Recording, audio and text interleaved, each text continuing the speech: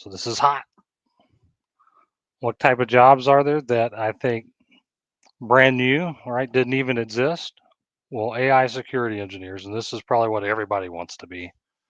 Oh, I'm going to defend against threats like prompt injections and, you know, help us avoid data poisoning and adversarial attacks that fool AI into making wrong decisions. That's my job, and I want to do it, and it pays really well, and it does.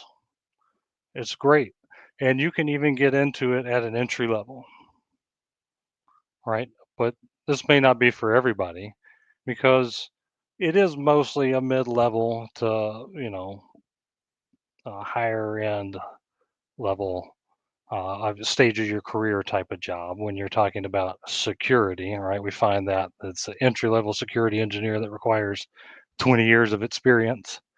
You're going to find the same thing with the AI, but this is what you may aspire to be, right? This might be the end of the path for you, right? But there's other jobs you probably haven't thought of.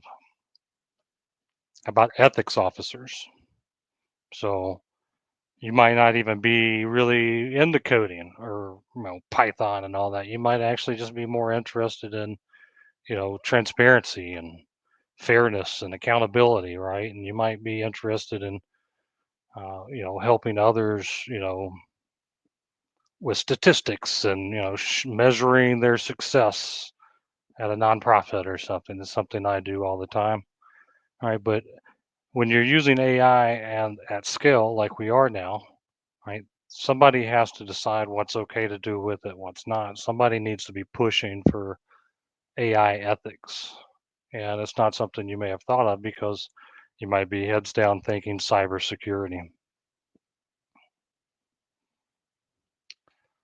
Prompt engineers, that's one everybody's heard about. The good thing about this is it's entry level and high demand. If you just learn how to talk to AI, add that to your resume, that might be 10 to 15% of that potential 40% raise that you're going to get.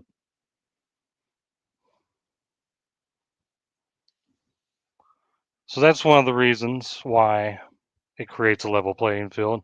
It just gives you a whole bunch of extra salary, apparently. You get them up to 40%. Wonderful, right? But I also mentioned, right, you've got people like who are my age who are struggling to even figure it out. Right? We're stuck in this old mindset. It's harder for us to adapt AI, right? Maybe we've got children, we've got family, we've got other things to do. Whereas if you're new, fresh, out of school or a junior, right, you've got a lot of more time on the weekends, I would hope, to actually get into this stuff, learn it, and get ahead of people like myself.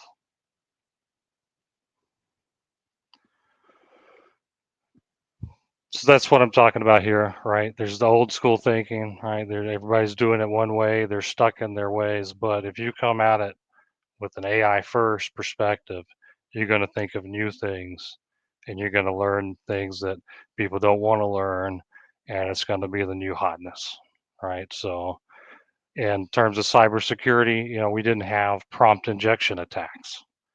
We weren't using machine learning to come up with chemicals that could do harm, right? We didn't face those type of adversaries before AI came into the picture of cybersecurity. But it's also changing the medical field, right? It's changing the legal field. And again, just putting the basic understanding of AI on your resume can set you apart from everyone else. And you don't have this baggage we've got. So you don't have to worry about that.